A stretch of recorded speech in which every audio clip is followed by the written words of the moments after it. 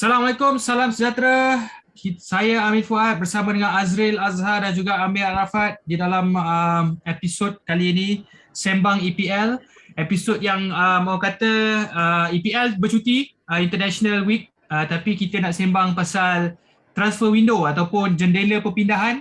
Kita nak rangkumkanlah jendela perpindahan, apa yang puas hati, ada yang tak puas hati, berbaloi atau tidak untuk beberapa pasukan yang kita nak bincang lah, beberapa pasukan yang besar lah. Aku nak baca sikit statistik yang ada kat sini. Jumlah perbelanjaan 1.04 bilion pound dibelanjakan oleh kelab pasukan EPL. Jumlah wang yang diterima pula 445.7 juta pound. Obviously belanja lebih banyak lah daripada yang diterima. Man City adalah pasukan yang membelanja kepada pemain yang termahal, Jack Grealish, iaitu 100 juta pound daripada Aston Villa ke Manchester City. Romelu Lukaku nombor 2 dengan 97.5 juta pound dan dari Inter Milan, dan Jadon Sancho muncul pemain nombor 3, 73 juta pound dari Dortmund. Antara tiga pemain ni yang kau tengok ni, yang mana kau rasa pembelian yang berbaloi ikut harga? Kau rasa, Meh? Berbaloi aku rasa mungkin Romelu Lukaku lah. Romelu Lukaku dia datang dengan status sebagai top winner untuk Serie A. One among top scorer dalam Serie A. And then dia datang dengan satu credential yang besar. And umpama dia datang tu dah ready dengan bakat Azril hari tu unfinished business. Jadi aku rasa dia cukup pembelian yang baik. Plus dia memang satu pembelian, the top 3 punya signing ni semua mencukupi sebab keperluan tim tu. Tiga-tiga tu cukup kriteria, tapi Romelu Lukaku ni sebab aku rasa dengan 97 million dia pun dalam 27-28, aku rasa it's a very value buy and just a small money lah for Chelsea pun. Tak ada masalah untuk dibayar. Lebih pun sepatutnya. Tapi aku rasa that's the best buy lah untuk diorang. And diorang pun perlukan scorer. Okey, kalau ikut dekat sini, kalau ikut umur lah Sancho antara pemain yang orang kata paling berbaloi lah sebab masih muda dan boleh naikkan nilai dia lagi lah. Tapi pemain macam Jack Grealish pun tak adalah tua sangat. Lukaku pun dalam prime, dia punya prime lah 28 kan. Tapi kalau kita tengok kat sini pula, Chelsea memang sanggup bayar sebab Chelsea memang perlukan pemain penyerang. Itu yang memang tak ada musim lepas untuk diorang, dengan Werner, Giroud ataupun even Tammy Abraham. Diorang memang nak Lukaku ni. So mungkin itulah yang berbaloi. Antara semua ni aku rasa mungkin Jack Grealish lah. Yalah, Jack Grealish ni dia muda. Dia 26 kot lebih kurang. Bagi aku dia memperkuatkan skuad Man City yang sedia ada. Tambah option kepada Pep. Bagi aku tanpa Grealish pun Man City memang dah kuat. So aku rasa Man City ni sebenarnya bagi aku lebih perlukan penyerang daripada Jack Grealish. So itu pendapat aku lah. Mungkin untuk aku antara Lukaku atau Sancho lah. Okey, sekarang kita nak cerita pasal Arsenal sebab Arsenal ada dalam kita ni. Okey, Arsenal muncul kelab paling banyak membelanjakan wang musim ni dengan 156.8 juta pound. Baru-baru ini menandatangani pemain pertahanan Tomiyasu sebanyak 19.8 juta pound. Okey, dalam banyak-banyak pemain Ben White 50 juta, Odegaard 34 juta, ni dalam pound lah Ramsdale 30 juta, Tomiyasu 19.8, Lokonga 15 juta, Tavares 8 juta. Pemain mana yang kau rasa akan beri impak positif kepada skuad Arsenal? Aku personally yang so far yang nampak memang Lokonga, Sambi Lokonga lah. Dia yang kita unexpected signing lah.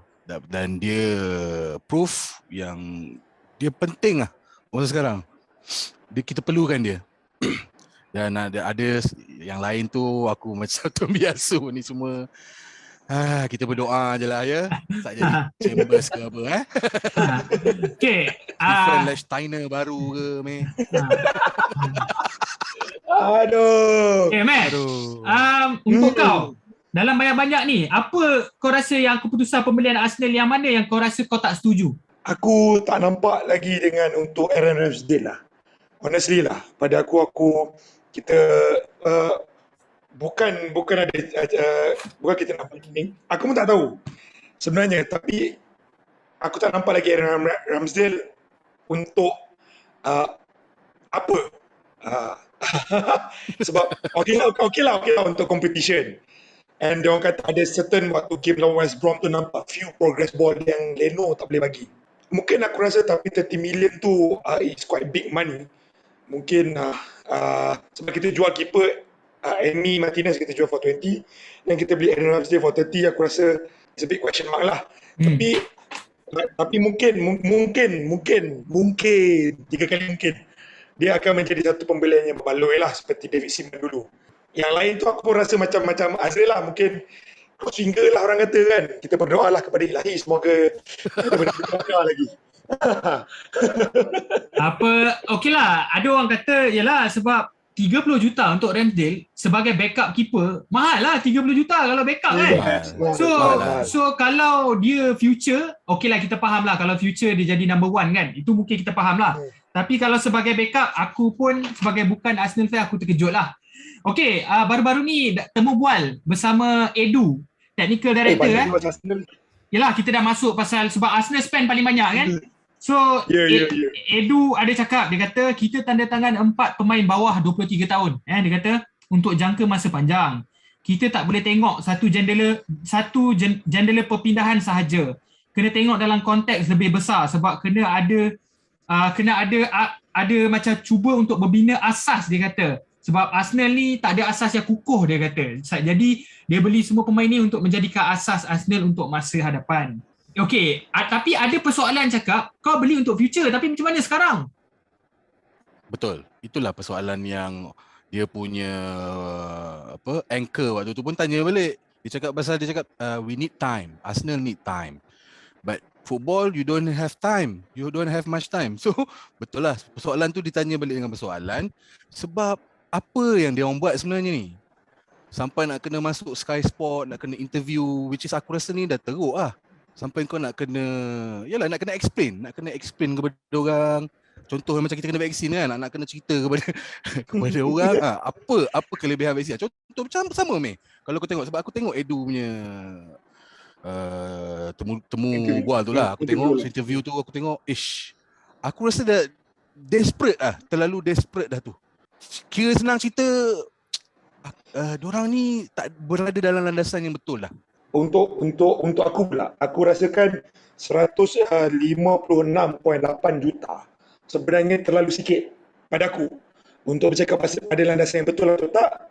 Aku merasakan diorang membuat sesuatu perkara yang di luar jangka, yang mana aku terpaksa agree on this matter. Cuma yang kita nampak tak sedap dia ialah Arsenal 3 game kalah dan kita nombor 20. Kalau benda ni turn out dalam landasan yang menang, mungkin kita bercakap ada isu lain. 156.8, 157 lah. Aku rasa sebenarnya tak cukup. Kita perlukan satu prolific winger dan kita perlukan Bissouma. Kita kena cukupkan 200 juta plus untuk membina asas tu. Bagi aku lah, so far mungkin aku akan question lah few signing macam Ramsdale, Tomiyasu, aku mungkin akan question. Tetapi aku rasakan diorang membuat pembelian pemain muda.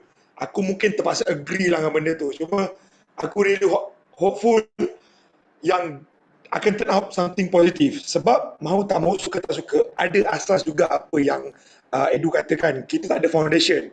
Squad yang ada ialah squad lama Arsene Wenger yang 2 tahun setengah dipegang oleh Emery. Lepas tu aku tak rasakan waktu tu ada buyout pemain yang berdasarkan kepada coach. Apa yang coach mahu, apa yang board mahu, sebab time tu pun ada Raul Sanllinhi. Kali ni lebih bersih, mungkin Arteta dan Edu lebih banyak kontrol keadaan, and diorang pun panggil Arteta sebagai mini Wenger. Aku pun tak faham perkataan tu. Cuma benda tu nampak tak cantik bila Arsenal memulakan kalah dengan Brentford. So aku really mengharapkan kalau semua fit, aku nak tengok maybe. Sebab Edu pun macam aku tak tahulah, dia mungkin ada clash of macam ada tak agree dengan apa yang Arteta buat, tapi dia pun cakap pemain ni masih tak bermain dalam satu arah yang sama. Mungkin itu kita boleh question kepada Arteta, tetapi untuk question kepada Edu, aku mungkin boleh bagi kredit sikit lah dengan kerja apa yang dia buat ni, dengan mungkin bajet 156 tu kita dapat 2, 4, 6, 7 7 pemain ni mungkin aku rasa maybe it's a good buy lah. Maybe it's a good buy.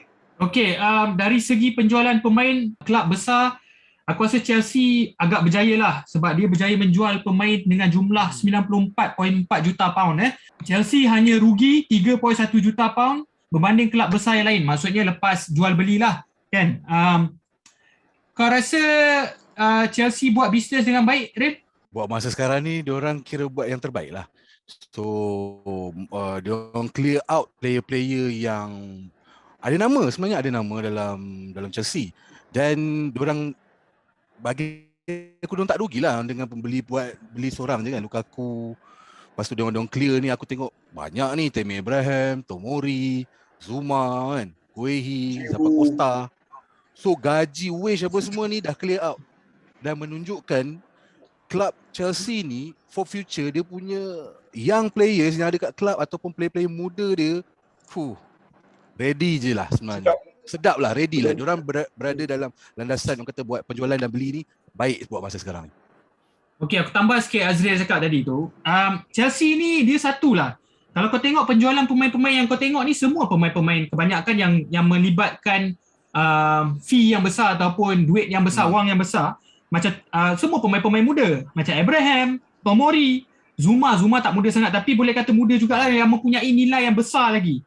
Kan? Sebab bila kita tengok balik history Chelsea ataupun boleh kata 10 tahun yang lepas lah untuk Chelsea ni banyak mengumpul pemain muda yang sangat berpotensi.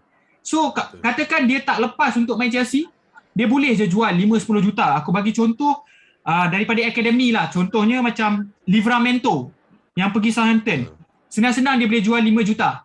Kan? Sebab dia tahu pemain ni bagus. Cara Chelsea senang. Dia loan dekat tempat lain, dia perform tapi dekat Chelsea tak boleh nak main, dia boleh jual. So contoh aku bagi lagi satu contoh, Billy Gilmore pergi Norwich kan. Dekat Norwich mungkin dia perform, kalau Chelsea perlukan balik, kalau tak perlukan dia akan jual. So ini business model yang Chelsea gunakan lah. Tapi untuk mendapatkan pemain-pemain terbaik muda dalam liga ataupun satu dunia bukan mudah lah, dan Chelsea berjaya untuk buat benda-benda tu dalam akademi dia. Kalau kita tengok sini, ada 5 kelab sahaja, 5 kelab EPL sahaja yang buat untung selepas proses jual beli pemain, iaitu pasukan Southampton, Aston Villa, Norwich dan juga Watford. Ni semua pasukan kecil. Chelsea antara pasukan besar yang rugi sikit lah. Tapi bila kita imbas kembali lah, aku nak tanya korang lah ni bukan daripada kelab-kelab kecil lah antara Lukaku, Ronaldo, Varane, Odegaard, Buendia, Ings, Grealish, Sancho, Konate, Bryan Gil, Saul ataupun pemain-pemain lain, kau rasa pemain mana yang kau rasa yang paling kau teruja nak tengok lah musim ni? Ronaldo apa? Ronaldo Kenapa kau rasa Ronaldo? Ronaldo. Gila kau, legend kot. Sebab Ronaldo hampir buat kelakar hari tu. Kan? Kalau tak, aku dah beli jersey City hari tu. Sama. sebab seronok tengok fan United jadi nervous hari tu. Aku rasa mungkin Ronaldo sendirilah. Samping daripada tu, Ril, mungkin kau boleh tolong aku kat sini. Aku nak tengok yang aku excited sebenarnya, dan aku jealous. Rafael Varane sebenarnya. Aku betul-betul jealous lah. Aku cemburu dan aku memang nak tengok dia sangat main. Okay. Sebab dia unexpected punya signing kan. So tak disangka-sangka lah. Orang tak pandang tu, tapi first dia punya debut tu aku tengok ada sedikit orang kata bawah tu nampak macam ada benteng sikit lah. So, nak dibandingkan dengan Lindelof dulu kan, tergelak-tergelak juga kadang-kadang tengok kan. So Manchester United memang aku excited lah. Varane kalau macam aku selain Ronaldo, sebenarnya aku baru dapat juga macam Leon Bailey ni big name, bukan big name tapi good talent, dan aku tak sangka big talent macam tu boleh main untuk Villa lah. Dan Villa pun buat banyak juga good signing sebenarnya, and dia hari tu first game hari tu pun ada assist. So looking forward juga untuk dia punya development lah, Leon Bailey.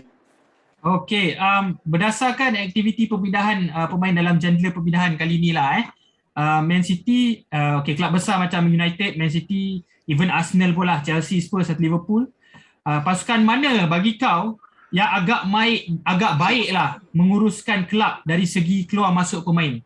Azril, kita start dengan Azril. Aku menarik, aku suka tengok Aston Villa lah dari segi pembelian dia. Tak, dan ni aku bercerita Dia pasal, sorry Ariel, ni kita cerita pasal kelab besar. Antara Kelab besar. United, Man City, Arsenal, Chelsea, Spurs dan Liverpool. Chelsea, Spurs dan Liverpool. Of course Chelsea lah. For this season, Chelsea lah. Sebab apa? Sebab cara dia dapat menjual dan buat duit sikit. Cara dia betul. Cara dia mengeluarkan player-player dia untuk mendapatkan duit, nak beli Lukaku je. So orang nampak besar, big signing 97 juta, tapi orang tak nampak yang ni kau dah jual 50 juta, wage ni dah turun half gaji tu dah setengah dah turun. Sebab big player yang ada dengan budak-budak muda seperti Guehi, Zappa Costa ni semua, Victor Moses, semua dah caw. So aku rasa Chelsea memang one of the best lah untuk transfer tahun this season lah. Keluar masuk dia. Macam mana Dia keluar banyak, tapi kau tengok dia tampal 1-2 je yang dia perlu, sebab dia tahu dah tim dia memang boleh pergi dah ni. Aku mungkin aku terpaksa agree juga dengan Azril, sebab Chelsea di bawah Marina mungkin dia ada satu good business yang baik lah, kau nak explain. Tapi selain daripada itu mungkin juga Tottenham lah pada aku, sebab Tottenham berjaya offload lebih kurang 22 pemain, termasuk untuk mengekalkan few certain good players. Aku rasa apart from the data ni, aku rasa among big teams is Tottenham lah. The rest they are still struggling sebab the wage. Tottenham aku rasa berjaya mengekalkan few key players and kekalkan few good players. Tapi mengekalkan few players tu sebenarnya berjayanya Tottenham musim ni adalah berjaya untuk mengekalkan Kane sebenarnya. Kane sajalah. Big asset untuk dia lah. Big asset untuk Spurs lah. Macam aku akan cakap Liverpool. Fan Liverpool sebenarnya rata-rata semua kecewa sebenarnya sebab tak aktif. Nampak macam tak aktif. Tapi awal-awal lagi hari tu dia ada beli Ibrahima Konate. 36 juta. Seorang pertahanan. Tapi itulah aku nak bercakap pasal Liverpool ni sebab macam mana dia bagi aku lah business model dia sebenarnya dia tak membeli secara terburu-buru hanya kerana sebab kelab lain akan nak beli. Sebagai contoh, squad dia dah cukup baik. Sebenarnya musim lepas je dia tak ada Van Dijk, tak ada Matip, defender dia teruk kan. Tapi musim ni dia dah tampal seorang. Tapi macam aku cakap lah, buat apa kau nak kacau harmoni squad kalau squad kau dah cukup bagus. Contoh, posisi tu posisi Salah. Lepas tu kau ganti untuk main satu player untuk ganti Salah ataupun untuk backup Salah. Mungkin yang backup tu tak happy. So akan kacau squad. So bagi aku tak perlu. Macam musim lepas macam aku cakap, defender tak ada, musim ni dia dah tampal. Tapi macam yelah, bila kita tengok kelab lain rancak, kita tahu yang fan mesti tak puas hati. Kenapa kelab sendiri tak rancak kan? Tapi bagi aku, diorang ni just tak nak tambah beban. Aku rasa sebab kau kena ingat owner ataupun pemilik kelab macam Liverpool ni macam Manchester United juga. Diorang tak mengharap dana sendiri. Diorang banyak mengharapkan dana kelab walaupun diorang ni kaya. Macam Arsenal punya pemilik. Diorang bukan macam Man City, macam PSG ataupun mungkin macam Chelsea yang ada dana yang ekstra, owner boleh pump. Tapi Liverpool tak. Tapi kelebihan Manchester United pula sebab dia boleh jana duit yang lebih banyak lah berbanding Arsenal dengan Liverpool. So aku rasa owner pun memang bukanlah nak kata kedekut, tapi owner pun berhati-hati. Nak jaga keseimbangan squad pun satu, Klopp macam aku cakap tadi. So aku rasa Liverpool bila dia perlu spend besar, macam dia spend dekat Alisson, dia spend. Bila perlu spend Van Dijk, dia spend. So aku rasa tak menjadi masalah. And also laporan yang aku baca baru-baru ni, 10 tahun kebelakangan ni sebenarnya pendapatan Liverpool sebenarnya naik. Tetapi kos operasi pun naik. Kalau nak ikutkan. And then bil gaji sejumlah 326 juta pound. Termasuk semua staff, antara kedua tertinggi di Liga Inggeris di belakang Man City, termasuk bonus, insentif dan lain-lain. So sebenarnya diorang spend sebenarnya banyak, tapi bukan kepada yang kita nampak, yang belakang tabir ni semua ni kan. Mungkin gaji Klopp ataupun gaji orang-orang lain, technical director apa ni semualah kan. So aku menarik untuk aku tengok Liverpool lah, tapi macam aku cakap lah, macam korang pilih Chelsea, that is the obvious, orang kata obvious choice lah. Sebab bila kau tengok transfer dealing tu, Chelsea berjaya menjana duit yang banyak. Tapi untuk aku Chelsea tak ada masalah sebab dia ada, untuk akulah dia ada unlimited money lah kalau kau tanya akulah kan. Dia dengan Man City lebih kurang lah kan. So aku rasa itu je aku nak wrap sembang EPL minggu ini. Aku rasa tengok muka Amir pun macam tak sabar nak tengok Tomiyasu tu main belah kanan. Okey ke? Itu selain daripada Leon Bailey sebenarnya, aku memang teringat tengok apa Tomiyasu tu. Sebab dia orang kata Tomiyasu tu berjaya block waktu main Barcelona. Dia orang kata Ronaldo pergi EPL sebab nak lari daripada Tomiyasu. Sebab Tomiyasu ada belakang EPL lah. So kita tengok macam mana benda tu kan. Okey, aku rasa itu saja sembang EPL episod kali ini. Kalau korang ada nak komen, korang boleh komen, ataupun korang rasa pembelian yang paling yang korang rasa kau nak tengok, kau boleh komen.